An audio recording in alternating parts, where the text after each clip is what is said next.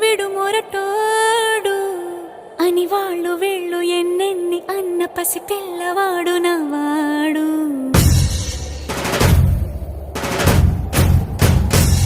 విడు ముండోడు అని ఊరు వాడ అనుకున్న గాని మహారాజు నాకు నవాడు.